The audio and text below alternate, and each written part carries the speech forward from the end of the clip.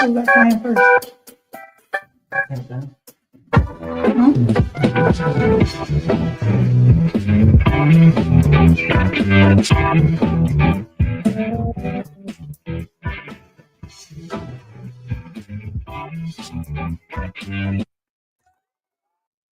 Hey, we got a lot going on here. Welcome back to another voyage with At the Helm with Kelly and Wayne. I am Kelly. And I am Wayne. So get on board for another voyage again at the Helm. We welcome you to another episode. Yes, get your bags put away, get your room set up, grab you some food, grab a drink, get comfortable on whatever deck you want to be on, and enjoy this voyage that we are about to embark on. Yes, where we encourage you to take control and steer the ship of your life. Yes. In the direction that you desire. That is that you have that ability. I would say that is your mission for you to do. Should you accept it? Should you choose to accept it? Yeah. That is your mission. Yes. But know that if you don't drive and you don't steer, someone will, some outside force will. So you have the ability to be at the helm of your life and your decisions and everything that you do. And so we're here to empower you, to equip you, to entertain you, I guess I need this to do my bad. These things so that you feel like you can do those things. So that is our goal and that is our mission here. So a lot going on since the last time we've been here. We actually missed the session, which was probably my fault, but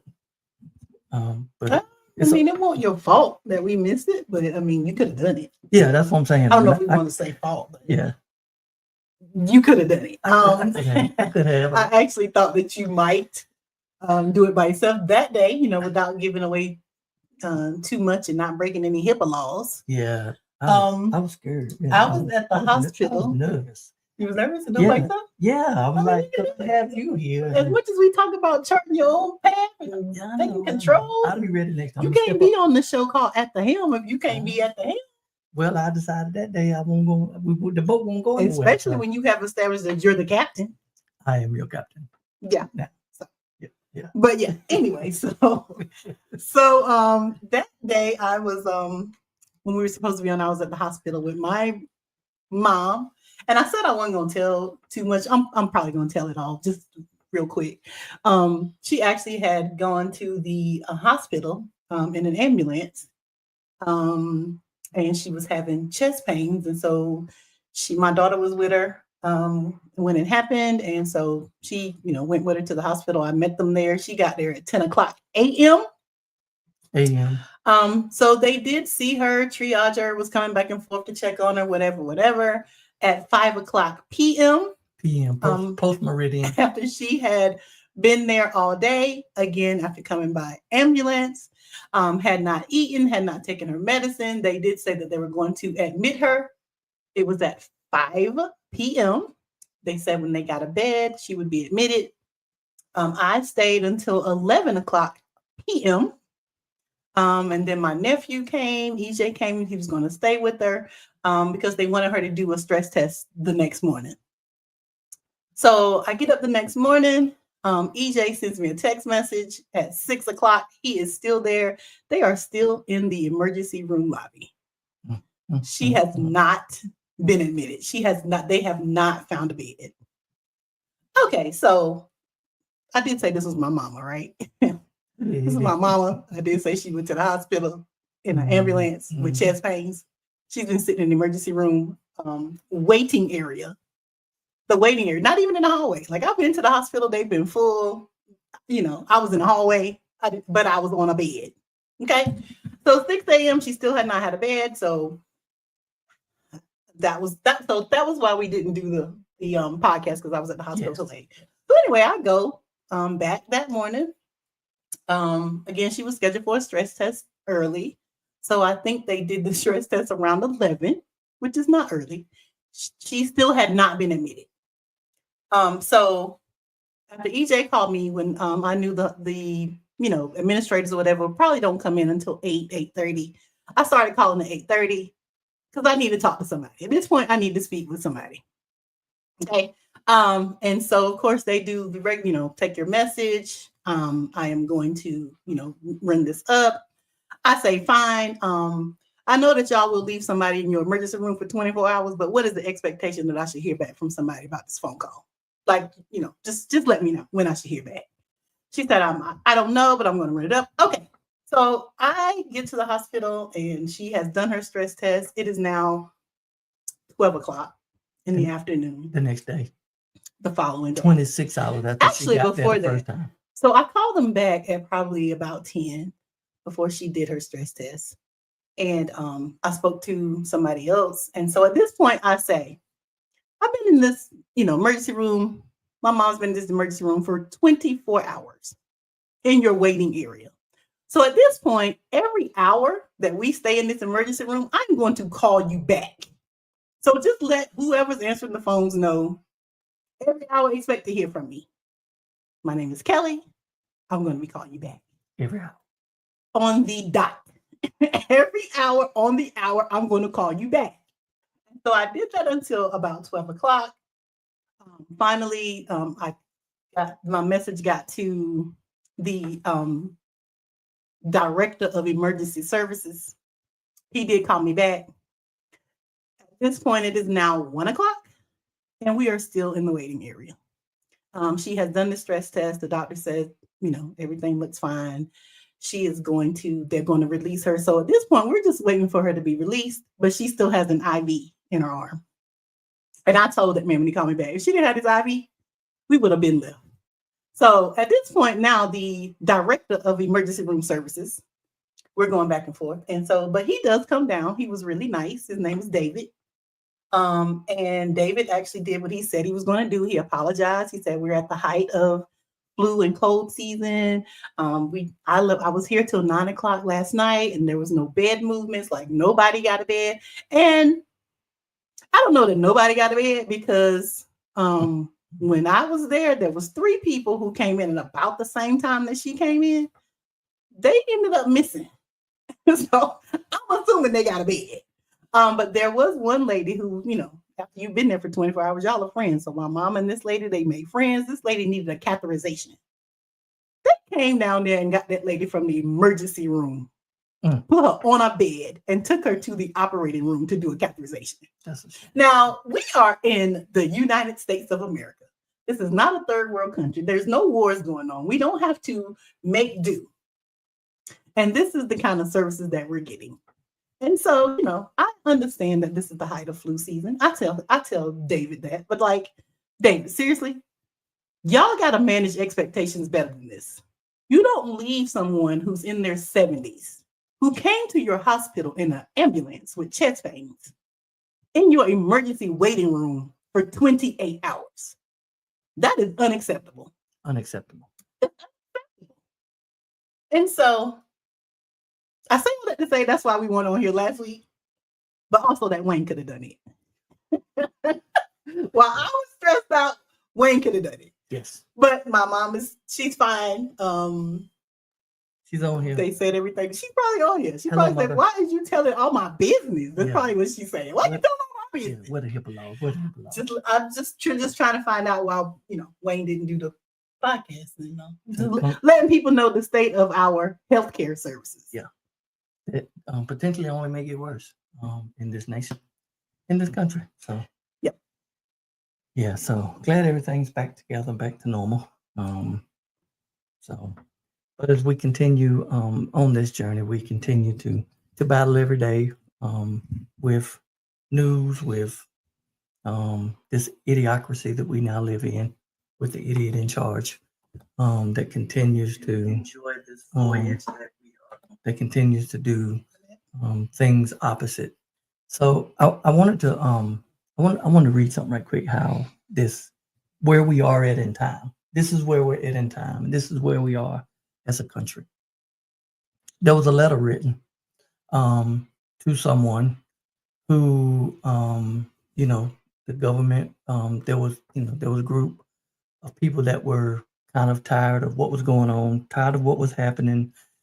So they decided to write a letter, and within that letter, They wanted to let the facts be known, submitted to a candid world. And this is what was going on. And this is what the letter says. He refused to assent to laws to most wholesome and necessary for the public good. He has forbidden his government to pass laws of immediate and pressing importance, unless suspended in their operation until his assent should be obtained. And when so suspended, he has utterly neglected to attend to them. He refused to pass other laws for the accommodation of large districts of people, unless those people would relinquish the rights of representation in the legislature. He has called together legislative bodies at places unusual, uncomfortable, and distant from the dispository of their public records for the sole purpose of fatiguing them into compliance with his measures. He has dissolved representative houses repeatedly for opposing with manly firmness his invasion of the rights on the people. He has obstructed administration of justice by refusing to assent to laws for establishing judiciary powers. He has made judges dependent on his will alone for the tenure of their offices and the amount of payment for the salaries. He's erected a multitude of new offices and sent swarms of officers to harass our people.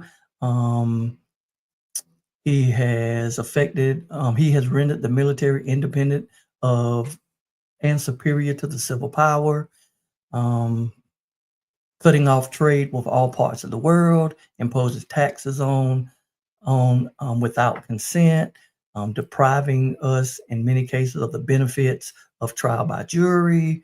All of these things were taking place, and there's much more in this letter. And you would think this was a letter that someone wrote now to this administration. If you read this letter, you would think somebody crafted this letter since November, since January the 20th, since these first 70-some days that this administration has been in office. You would think that letter was written now. My friends, this letter was written in 1776, when America decided they were being oppressed by the King of Great Britain. These were the reasons that they put in the Declaration of Independence, that they wanted their independence, because the king was doing these things. They put it in the letter. But now we have a government that is doing these same things that they put in the letter to succeed and want to get away from Great Britain and put it in the Declaration of Independence. It's just ironic how when I read this, when I was reading, I was like, well, darn. The same things that they were mad at and wanted to get out from under the tyranny of the king of the king and the government of Great Britain. Now here they're doing the same thing. This letter could be really handed out on the Senate floor, Congress floor, and y'all need to read this. And if they took, the first part out of it, you could literally use this same language to say, here's why we need a change. Here's why we need to do things different. We, therefore, the representatives of the United States of America in the General Congress assembled, appealing to the Supreme Judge of this world. It's too much. But that is this world we're living in now. That is where we are dealing with. That is what we are having to contend with on a daily basis. So be diligent. Again, we have said, find yourself good information. We're going to still recommend SiriusXM to get your news and get information 126 all day long. Roland Martin Live, Michael Harriet, the Contraband Camp. You can Google that. He is putting out some very good information about things that are going on. And also he is a wordsmith when it comes to saying things. So it's also it's informative and entertaining. So those that do not recognize or know their history are doomed to repeat it. Yes. That's what we say. Speaking of that, y'all already know I'm kind of tapped out, so I don't get bogged down into the everyday things, but I do want to talk about this. Can you hold up? Yeah. I want to talk about this. Can yes. y'all see these? Y'all see these? Slide yours over. This is kind of what we're going back to. Yeah. Now, we several years ago were at a flea market in Raleigh. At the fairgrounds. At the fairgrounds. And there was a man who had a trailer full of things like this. No dogs, no Mexicans, no Negroes. So he had a lot of these things. So just this week, this administration has said that integrated spaces are no longer, you don't have to provide them anymore. And so we've been saying that they're coming for that 1964 Civil Rights Act. We've been saying that. And that's kind of what this looks like. They chip away a little bit, a little at a time. So yesterday on the White House website, anything about the Tuskegee Airmen, something about Jackie Robinson, all of that was stripped from the website because DEI. And so again, I'm not really tapped out, but I want us to be mindful. If you ever thought, what would I have been doing in the 60s? What would I have been doing when Malcolm was out in the streets, when Dr. Martin Luther King was out in the streets, when Bayard Rustin was out, Ella Baker, when all of those people were out in the streets, what would I have been doing? And the answer is what you're doing right now. The answer is what you're doing right now. Because right now, it's happening. It's happening all around us. And so I just want us to be mindful of, kind of what's going on. Find us somewhere, somebody to grab elbows with and get out and do this work. They are coming for us. And I know, the last show we did, Wayne was, talked about, I think in Germany when they said they came for the unionists. I wasn't the unionist, so it didn't affect me. So they kept coming for these people who they weren't. And then when it was time, when they finally came for him, there was nobody to stand up for him. That's kind of where we don't want to be.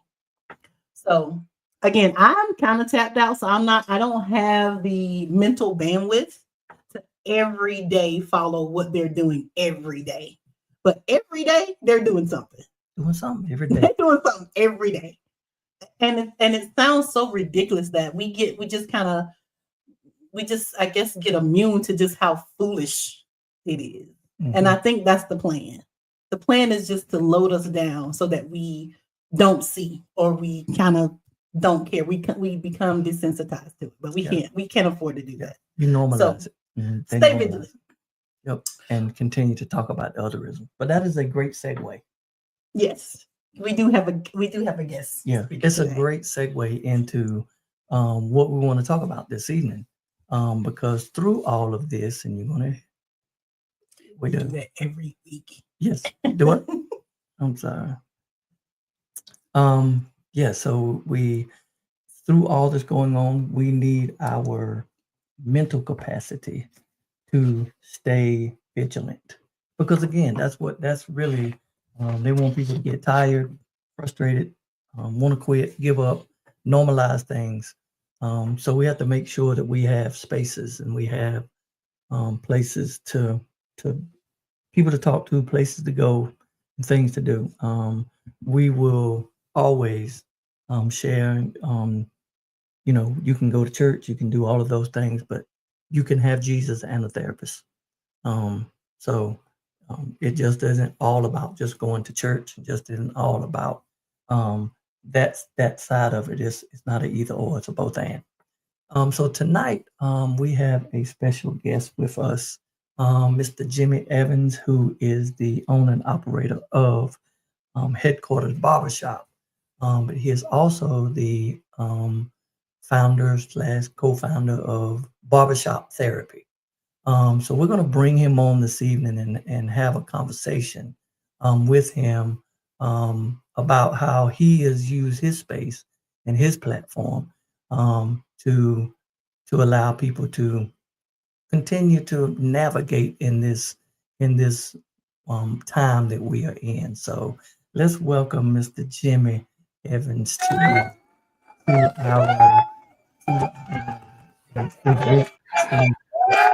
Yeah. Good evening, Mr. Jimmy. How are you? Good evening. That was such a great announcement. I had to look around and see who you're talking about. But I gotta say one thing you forgot. We family. Oh yeah, I forgot. Yeah, we family. This is my cousin Jimmy, and That's normally how the introductions go. Jimmy, this is my cousin Wayne and Kelly. his wife Kelly. No, thank y'all so much for having me on. Like just sitting here listening to you, it truly resonates to where we are and kind of the reason why I am where I am in this moment. Therapeutically, as a black man, it's difficult to sit back and think about the signs that you just held up, right? Mm. And being in a barbershop, being a barbershop owner for 30 years, seeing the maturation of highs and lows when it comes to advancement in race relations and how people view that inside the barbershop and those conversations that go on consistently.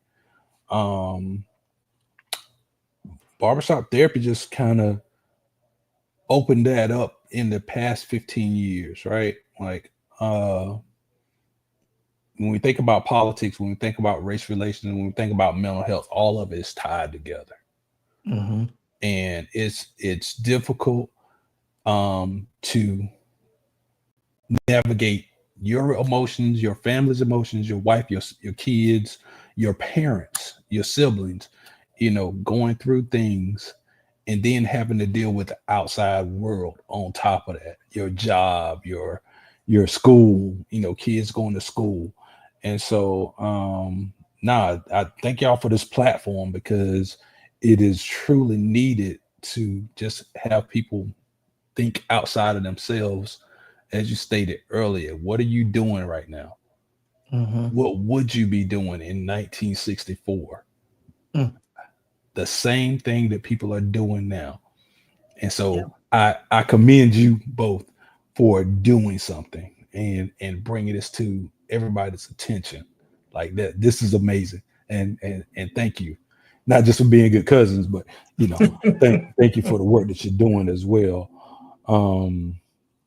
No, I really, just want to be a part of whatever you guys would have me be a part of. If it's moving this agenda forward, I'm definitely here for it. Yeah. Awesome. So you mentioned being owning a barbershop or being a barber for 30 years. Wow. I'm We're old. not that old, Jimmy. We're not that old. Yeah. I'm like, wow. So tell us about your background, how you got into being a barber, and what inspired you from that to start barbershop. Tell us what barbershop therapy is and what inspired you to start barbershop therapy. Okay. Well, how I got into barbering is actually a very funny story. At 13 years old, my dad woke up one morning. He walked into my room. He said, "Hey, follow me." Why? And we went to the bathroom and he said, "Here, cut my hair." Why would you let me cut your hair? Yeah. Mm-hmm. Long story short, I butchered his head for 9 months. For 9 months? For 9 months straight. Every 2 weeks. Go in there, he'd look at it, he'd turn it over, he'll fix it. He'll call me in the next week. Hey, come on, let's go. He was working outside the home at this point. Yeah, he was full time working at Tippy Tie, and so he going out in public with his son. With your haircut. See, the great thing, my dad he was trained as a barber at Harris Barber College, so he knew how to cut hair. He just didn't want to stand behind the chair all his life. But at 13, he had the wherewithal to give me a talent and a skill set that would lead to something much greater than just cutting hair. And so at that 9-month period, he looked at his head in the mirror. He said, "Now you'll never be broke." That's true.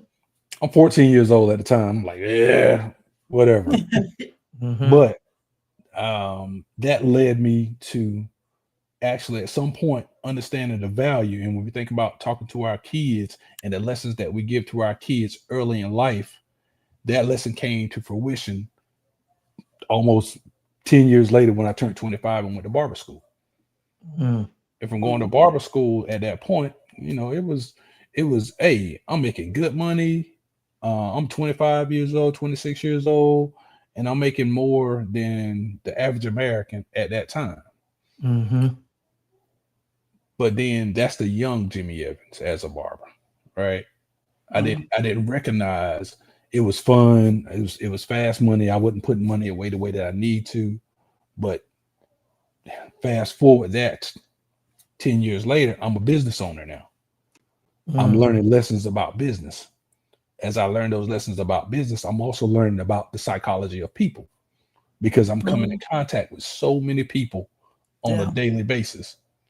And then I start building relationships. As I start building those relationships, now people are looking at me as a trusted a part of their family now, as a part of their community, where they come in and they want to ask me, hey, Jimmy, you know a good doctor, you know a good painter, you know a good plumber, you know a good mechanic, you know a good attorney. That's a network of a barber, right? Mm-hmm. So I got doctors, I got lawyers, I got plumbers, I got electricians, I got builders, I got contractors who are a part of the network that I see on a consistent basis. Mm-hmm. So after a while, now I'm starting to see the connections. Starting to see the Mm-hmm. connections.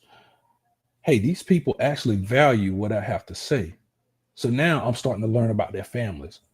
And I should not know more about a spouse than their wife does, but I do. Mm-hmm. That's right. Because Oh yeah. it's a safe space, right? Yeah. Mm-hmm. And once they come in and start talking about that safe space and saying things to me that they feel like they can't go home and say, then I have to hold that as confidence. You know, my HIPAA laws in the barbershop, right? Mm-hmm. Right. That's right. And so Mm-hmm.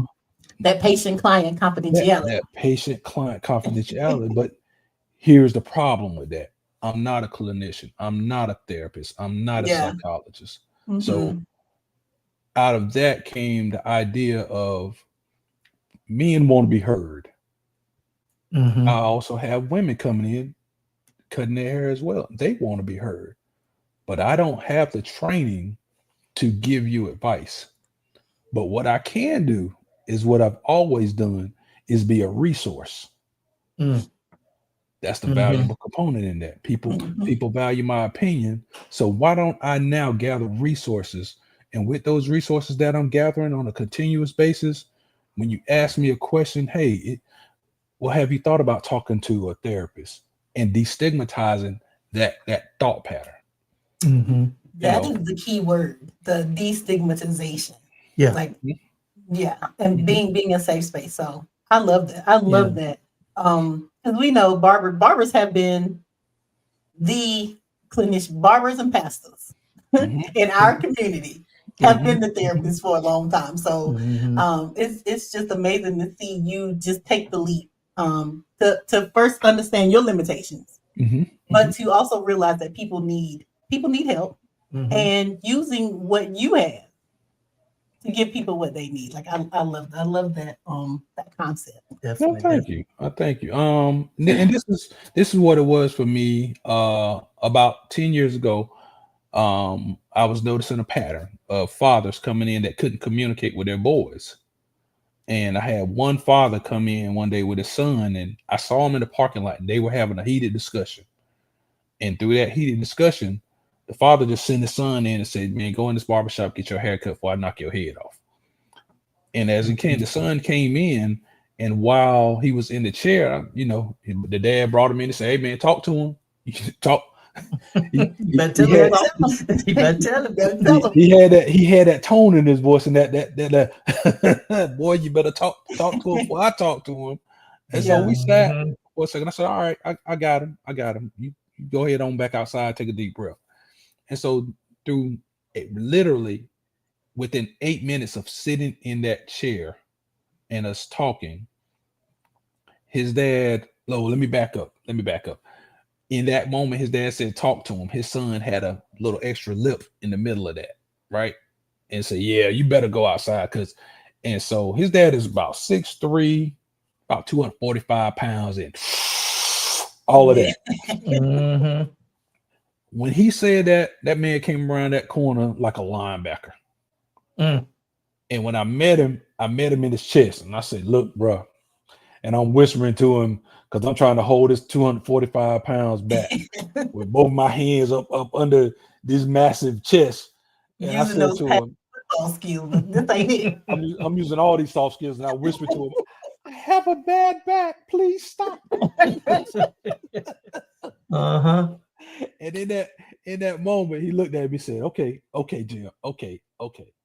So I diffused that moment right then. But his son sat in that chair, and within 8 minutes of us having that confrontational moment, his son confided in me that he wasn't mad at his dad or being difficult to his dad because he wanted to be mad. He was upset because him and his mother had broken up, and then they had become better friends outside of marriage than they were in marriage. And he was upset with his dad because why couldn't you have been friends with my mom while y'all were married? And that led to the conversations of understanding the communication gap. And so by recognizing those patterns, I started having conversations with a lot of fathers and sons, and we started getting together, right? And I made me a couple of shirts. I said, Barbershop Therapy, we're gonna talk about it. And it led to a lot of great conversations, right? And it led to understanding the mental health capacity of this.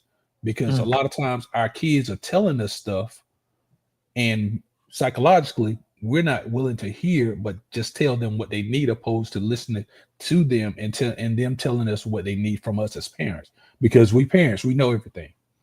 We got it all figured out. I've been your age before, and that was a question that I posed to. We had about 15 dads in the room, and he would head nodding thing. Yeah, I've been your age. What goes on this house stays in this house. Those type of sayings that happen in the Black community. And so I posed the question to the dads. I said, "Hey, all of y'all have been your kids' age before, but how many of you have raised a 5-year-old? How many of you have raised a 10-year-old? How many of you have raised an 18-year-old outside of your first one?" This is a science experiment for all of us.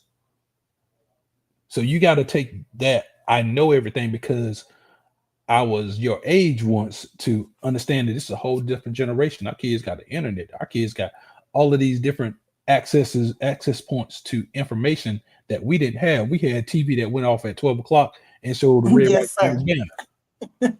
You know what I'm saying? Sir. So after that maturation to that conversation, I started seeing this is not just communication. It is communication and mental capacity, emotional intelligence, the ability to step outside of yourself and communicate holistically as parents, as children, as just friends, fathers, whatever the case may be. There's a communication gap, and it's because we have been lulled to sleep mentally into believing this is the way that we raise our kids and talk to our spouses in a disingenuous way that minimizes what those relationships look like. So that's what led to Barbershop Therapy for me, is just hearing the consistent patterns of men talking about women and women talking about men and them not talking to each other. So for those who are maybe just joining us, we have Mr. Jimmy Evans of Barbershop Therapy Foundation on with us this evening. And if you're joining us, if you have any questions, you can put them in the chat. We are having a conversation about people's mental health. And Dr. LaShonda Lucas said, what you're doing, Mr. Jimmy, is very important. And some others comments we have had about how they were super excited about the being a coordinator of benefits and resources. And that is so powerful with that. But with this, could you share some of the challenges you faced, while implementing this initiative, and kind of how you overcame them? And what, the reactions that you got from some, when you first announced this, what were some of the reactions that you may have got? Especially when you're giving that son back to his daddy and saying, "Look here, Pops." This is how you need to, and I mean, that's my tone. I don't know if that would have been your tone.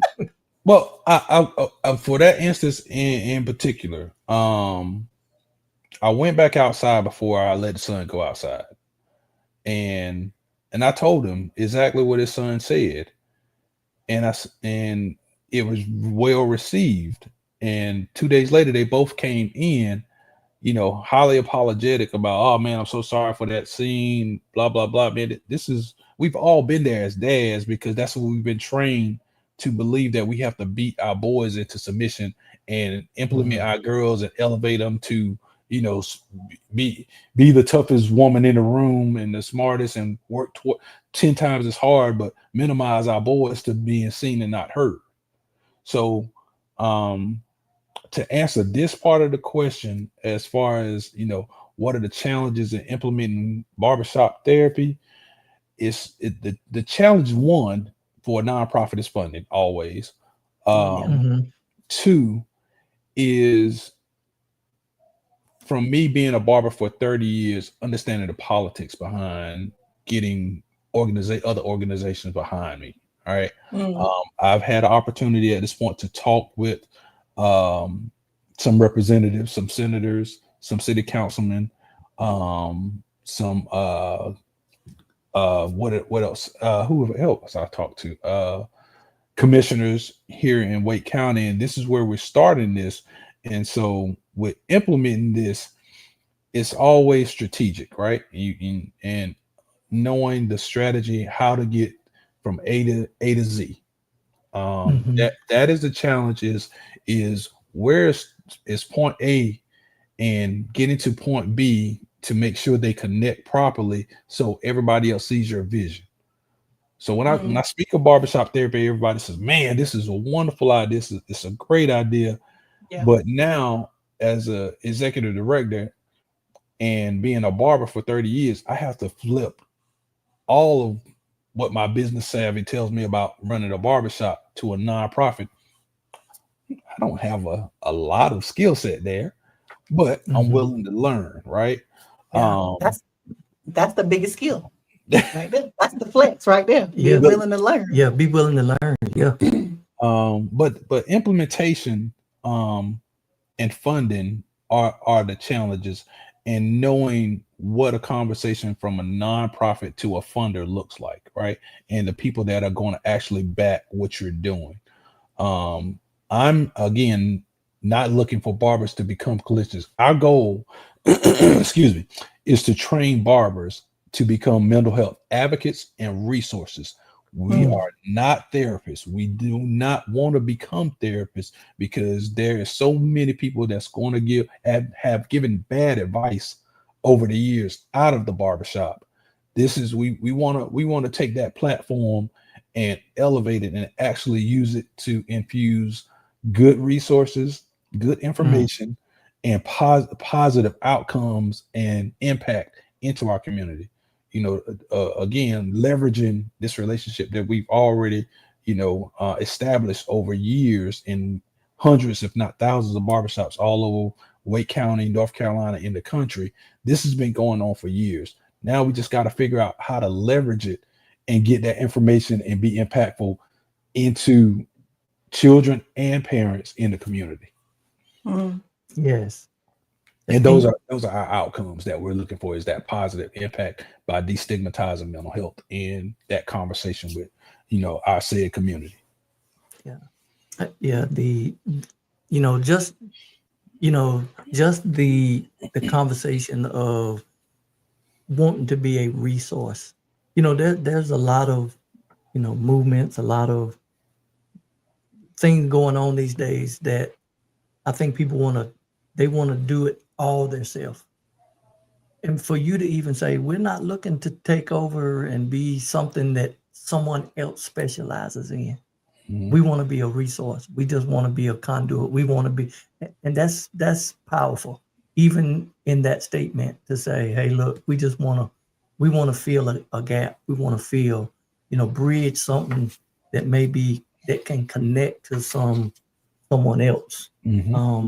That's going on. So that, that's a powerful piece. And And I think just having that mentality and that spirit is going to just continue to thrive. And we don't have to reinvent the wheel with everything. There's right. a lot of talented people and a lot of talented things that people have, and all we really need to do is just be able to connect some folks to them.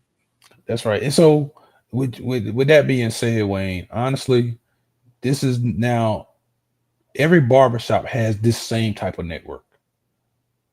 And I'm not exclusive to this idea. We all doing this work. We don't a lot of us just don't know it.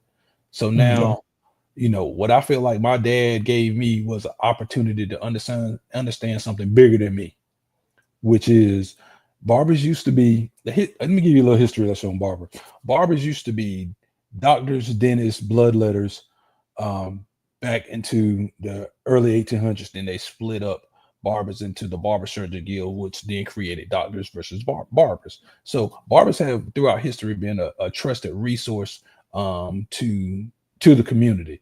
But now, and I just recently did our first barber training with Wake Tech Community College with Mr. William Graham, training students to become barbers, and with the American Suicide Prevention Foundation came in with Mr. Victor Armstrong. Amazing session, 90 minutes of talking about how suicide affects Black males in America, and he had so many statistics and variables that people don't typically think about. So again, our goal is to arm barbers with the skill set, soft skills to talk about mental health, the ability to have empathy, open-ended questions, listening, connection. These are the 4 or 5 pillars that barbers can use and that we've been using consistently. All right. But now let's turn it off from just a basketball, music, sports conversation to actually a healing conversation that goes to giving a dad a space to sit in there and not be a father for a moment, to not be a husband, to not be an employee, and listen to what he's telling you. And here, if I see Wayne, I've been cutting your hair for 10 years, and every time you come in the barbershop and you almost doing a cartwheel, but there's that one day that you're gonna come in and you almost crawling in through the door. I see that in you because I've been seeing you for 10 years consistently. So now I need to, hey, Wayne, everything all right? How you been? How you been sleeping? You doing good? How's the family? How are you? Starts that dialogue and communication to understanding where your client is. Man, I've been struggling, Jimmy. You want to talk about it? That's people want to be heard. And if you give them an opportunity to be heard, then that's an opportunity for us as barbers to say, hey, man, listen, I don't have all the answers, but what I do have is resources for you. What I do have is somebody else that can give you the skill sets and the tools to deal with this everyday thing we go through every day called life.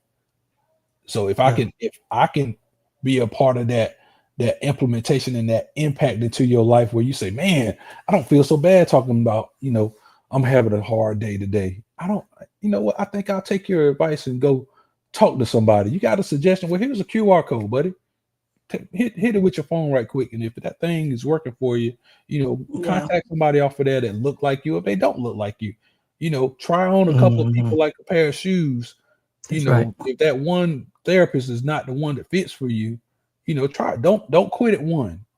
Go to the next one until you find that one that's, you're comfortable opening up to, and they're hearing you the way that you need to be heard. And so I know that people come to Headquarters Barbershop, they walk in one way, they leave looking good and feeling better after having a conversation because they've been able to unload some of these things on Mr. Jimmy the barber. But Mr. Jimmy now has to get his mind right after this person leaves and all of that you have taken on. And because, I'm the DNA strain is wrapped, I know that you're probably an empath, where you take on these things, you feel these things. Mhm. But once that one client leaves, another client is going to come in, and then you're going to go through the same motion on taking on that, whatever those issues for that person is.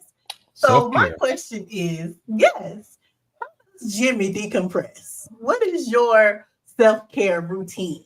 I talk to my Who therapist cuts every through the Thursday. issues for Mr. Jimmy? Every Thursday, I'm talking to my therapist. I am not ashamed to, and it's something that we should not be ashamed to say, because Okay, let's normalize it. Let's if, normalize it. if Jim is having if Jim is having chest pains, he's gonna go to that cardiologist. If Jim is Yep. having a back problem, he's gonna go to that neurologist. If Jim is having mental pains, I need to go to someone that can mentally give me the tools to adjust and to work through those moments. And so, not just going to the therapist. I like to bowl. That's a decompression thing for me. Mhm. You know, I like watching sports. That's I can't play no more, but Mhm. that's decompression. So, talking and getting those tools from other people, from another source that can objectively look at me and say, hey, what makes you tick? That same question that you just asked me, I have to ask myself. And I have to dig deep sometimes and figure out what that is, because some days it might switch up and it might change. Mhm. But knowing you and what you need, you're able to tap into that. Yeah. Do I need to bowl today, or do Yeah. I need to keep that therapy appointment today? Mhm. Mhm. Exactly. Exactly. So, Yeah.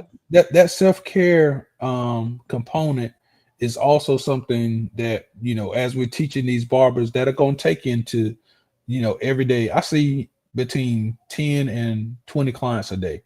So that's a lot to take on of everybody else's stuff. Mhm. But at some point, you do have to compartmentalize how you operate in that and know that this is now a part of my job to Mhm. actually hear people and hear that stuff. But I can't always take that home to my kids, to my Mhm. spouse, because Right. if I do, it's going to be a meltdown every day. That's right. That's right. Right. And so, it does become a struggle at times. I'm not going to sit here and say I got it all together, because I don't. Not even close. Mhm. And, you'll find me some days, balled up in the corner trying to figure out who I am. But then when Yeah. I come out of that, I gotta figure out how I show up for my family, how I show up for my clients, but most of all, how I show up for myself. Yeah. Mhm. Mhm. That's important. And so you said on here and on a couple of podcasts we watched that you have done, that your clients range from doctors, lawyers, sanitation workers. You may have some clients that have jobs that they may not even want to share what they do, but through the gamut of from that one end of the spectrum to the other, you know have you found the commonality in all people, no matter social status, economic status, no matter what that is, that, you know, everyone, and I think that division that we always, that's always trying to separate and divide, but we have so much more in common, no matter where because it's almost like, it feels like you say when they come in there, everybody's almost the same. All Oh yeah. of their, everything stays on the outside. When you come and sit in that chair, everybody has the same real problem. Everybody has the same real issues. And being whether you are a, 8-figure person or maybe a no-figure person, we all deal with the same things of life and all need, have those same conversations. Yes, sir. Absolutely. I mean, when people sit down in that chair, um, two things happen, right? Uh, they get a haircut and they get to sit still for 30 minutes to an hour. How often in life do you actually get to really Yeah. sit still for that time frame and not have the pressures of your phone ringing for an email, a meeting, your kids needing you, your spouses needing you. Typically, when they're sitting in that chair, it's a undisturbed period of time, and you actually get to again hear what people are thinking, what they're going through. And there are commonalities, there are patterns that from my clientele range is right now is about 45% African American, 35% Caucasian, and about 15% other. So we have a gambit of men, women, children, the whole nine. And these same conversations that I'm having with adults, I'm having with kids about their adults. That's right. And there are moments of being a medium or a go between the parents, because that trust that they built over 3, 4, 5, 6 years of us knowing, hey, how'd you do on that math test? How did that baseball game go? How did that job interview go for the parents? And that on those conversations back and forth, and that relationship is continually being built. That platform is way more deeper than just a haircut. And so once you find those commonalities, because the same things that you're going through in life, I go through every day. So when I have and it's not just one way where they're giving me all of their stuff, there'll be days that I got clients, they be like, dang, Jimmy, I didn't know you were going through that, boss. Let me give you something today.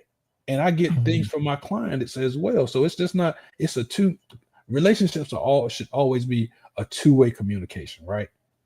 And if we can't have a two-way street in something, that's probably not a good relationship we want to be involved in. Right? If my clients come in and they can't get something from me, or I can't get something from them, then we're probably going to sever that path. And that's the same way in other relationships in life. If something's not good for everybody, then should we be indulgent? Right? So that's good. I guess to answer that question, yes, I do find common grounds, even when we're talking about race relations with my clients that are from, a different background. I have Jewish clients, I have Catholic clients, I have Republican clients. And when we have these conversations, I'll be very clear with them. I said, now, if we're gonna talk about it, we're gonna be honest. We're not gonna sugarcoat it, and we're not gonna hide behind, that's too uncomfortable for me because you open this door. If you open that door, we're gonna go through it, and we're gonna go through it together. And I'm gonna hear you, and you're gonna hear me, and nobody's gonna get ignored in this moment. So. Yes, there are so many commonalities through these that happen in barbershops. And again, this is just not in my barbershop. This is in every barbershop, black, white. The conversations may vary a little based on the environment. Yeah. But it's going to come back around to the same thing. That's right. So in our comment section, we have Dr. LaShonda Lucas, who says the Black mental health movement has your back and she wants to partner with you. So I'm excited about what that is going to produce. Yeah. So I know that is going to be awesome. And then we have one parent, a dad, who said he's going to bring his daughter to sit in your chair. Now, I know his daughter. She loves her long braids. So I don't know if you're going to be doing no hair work in that chair. She might have a little shape up, line up, she might need that. Turn it up neck a little bit. I got it. Okay, and then I'm gonna probably bring her daddy, so he can sit in your chair. All right. Bring it on. Bring it on. He can sit in your chair. Daddy, you still on here? Now, he always got a fresh shape up, so I know he's going somewhere. He getting some barbershop therapy from somewhere. I know that's right. Yes. Wayne, so I just love that this whole concept of barbershop therapy. Like, I've been knowing you forever, but I didn't know this was a thing that you were doing. It is like much needed. Like I said, you all have been the therapist without having that title, and so now that you're even giving people the words mental health, and you're giving people the words like safe space, and we're destigmatizing. Like, I love all of that, because these are things that we've known have been issues, but we used to just say His mind bad. His mind bad. Yeah, don't pay them. We no watching mind. life. Everybody knew it can't get right. Yeah. We all knew it can't get right. Yep. Mhm. That's right. But we now don't stigmatize those things. Like people are going. We have names, PTSD Mhm. and depression. Like we have words for the trauma that we're carrying. That is on our DNA and from just being black in this country. That's right. Yep. Being black in this country, a lot of people like to minimize it. Like at the point of, hey, that was then, this is now, but now you see then is becoming now again. That's right. Oh yeah. We talked about that at the beginning. Y'all go back and rewind. At the beginning, right? Then is becoming now again. If we remain complacent about then, we're gonna be complacent about now. We will. That's right. Like I said, whatever you are doing now is what you would have been doing in 68. So what you would have been doing in 65. Where we are right now and talking about this and putting it out to people in a unapologetic manner, this is what needs to be done. Because if we don't have any type of movement on this, we will stay stagnant and we will go backwards. I remember Kamala Harris saying we won't go back, right? That's what she said, but yeah, look at what's happening. They dragging. It ain't we that's going back, it's them pulling. That's right. That's yeah, because we are not going back. You're right, we are not going back. You know what I'm saying? So to piggyback, we are not going back. That right there, not going back. Not going back. And just to think, when we talk about generational traumas, and when we start talking about that generational trauma and stigma that's surrounding race and how our parents taught us how to survive, right? Yep. Our parents came, I was born in 1970, and I remember my dad telling me about, him being stopped by cops and, fearing for their life, or him watching his uncles, deal with white men in the manner that they had to almost, yes, sir, get up, move off the sidewalk. And so my generation, we're caught in the middle of that. Our generation is caught in the middle of that, where these kids now, they don't give up. They wish they would. Yeah, I wish one would today. And so that's right. It's difficult. It's a very, very difficult space to navigate when they take that tone, but there's no respect amongst our culture as well. Yeah. Like I'm actually reading the post-traumatic slave syndrome right now by Dr. Joy DeGruy, and it talks about how we parent, why we were parented the way we were parented. It's just all out of survival. So I just thought that was interesting. But so Maurice's wife says to tell you, hey, she's in the comments. But so we gotta get ready to get out of here. But let us know, other than you and Dr. Lucas getting together, how can we support you? How can people get involved, and how can we continue to support the Barbershop Therapy? Okay, so first visit Barbershop Therapy. Let me say this right: barbershop/therapy.org to see what we're all about. First of all, we have a pod. Is that on the wall, or is that in the? That's on my little your moniker. Yeah. Okay. You can visit our podcast on YouTube at the Barbershop Therapy Foundation, and you can donate. Aside from the therapeutic portion of what we're doing, we're also offering haircut vouchers to kids in Wake County schools via speaking with the school board. I just spoke with the superintendent not too long ago, Dr. Taylor, and he is behind a pilot program in Southeast Raleigh, starting with 4 schools, and we're working through the details right now. But I've been talking with Wake County officials, commissioners, some congressmen, some senators, some House representatives, and They all think it's a great idea. Funding, on the other hand, Oh yeah. is always the issue, and where this Yeah. money is going to come from to fund these programs. But also think about becoming an advocate yourself if you really want to be involved. We have partners like NAMI, Alliance Health, Safe Child. We have Kaleidoscope. They are all entities that are in the interest of having kids at the forefront of being safety. But my thing is, as a barber, we can't equip our kids with all of this information without equipping the parents so they can all operate off the same page, right?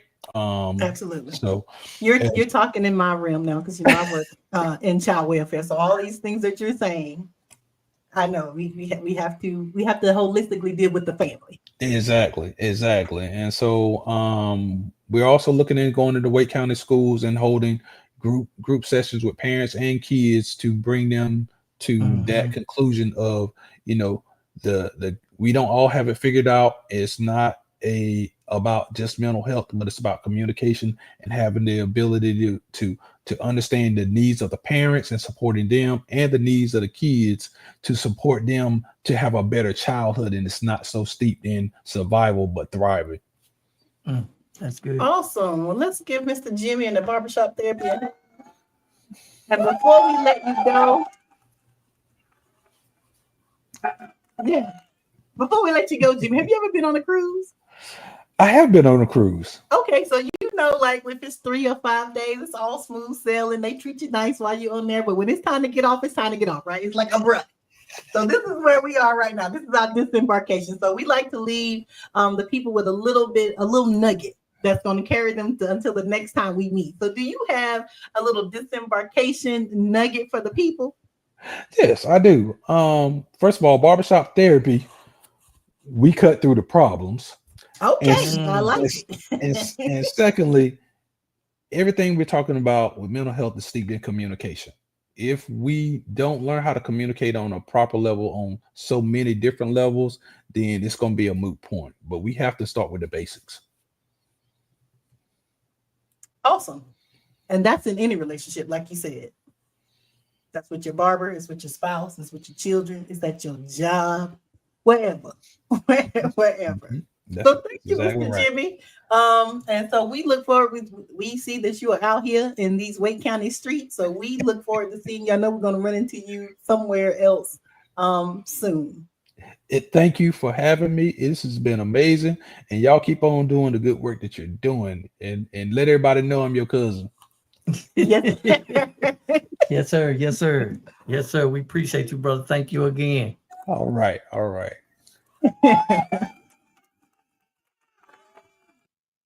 right, so mine is gonna be real quick. So y'all, I don't know if y'all know that Forrest Gump is one of my favorite movies, and so we always hear Forrest, his mama say, "Life is like a box of chocolates." Today I was in a meeting and somebody said, "Life is like a box of Legos." I wasn't ready for the Legos. I just knew she was gonna say chocolates, but she said, it's a conglomerate of different sizes, different pieces, different colors, all with this amazing potential to create by itself one Lego. It's okay, but once it starts connecting to other pieces, it can really build things. And so I want to encourage you all to be your best Lego piece this week. Know that no man is an island. Tonight we talked about mental health resources. If that is something that you are in need of, please seek that out so that you can join the bigger conglomerate. And you can build this. I see these Star Wars. I see people who love Legos. I'm not a Lego person, but I like that analogy that by yourself, you're good by yourself. You can still fit. And there may be a part of that Lego puzzle that's not going to work because you're not in it. So find where you fit and get in where you fit in. That's good. That's good. And I just kind of want to piggyback on that with the proverb that says that, if you want to go fast, go by yourself. If you want to go far, go together.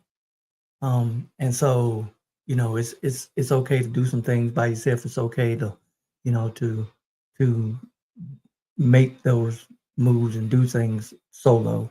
But really to go distance and to have that find that group, go together, and find that support, and definitely that mental health support, and find those safe spaces that you can talk to, and you know that you feel comfortable sharing your innermost thoughts and can be vulnerable. And I did want to ask Jimmy, that's powerful to be able to have those conversations, because I feel like if I was cutting somebody's hair Mhm. and we were having, conversation and they were acting like they couldn't understand what simple stuff was. Are you talking those other people, his other Yeah, friends? yeah, some of them clients, you leave up out there, he get up, He messed go up. back to his 13-year-old self. Yeah, He get on 13-year-old skills. yeah. But yeah, so yes, I definitely would. But yeah, so find those safe spaces, find those groups.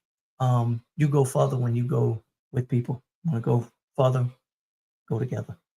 So thanks everyone for joining us this evening. All right. For everyone joining us back on another voyage. And we will see you in 2 weeks on the next voyage. Until then, book set your sail towards your dreams and chart your own course. destiny at the helm. Bye.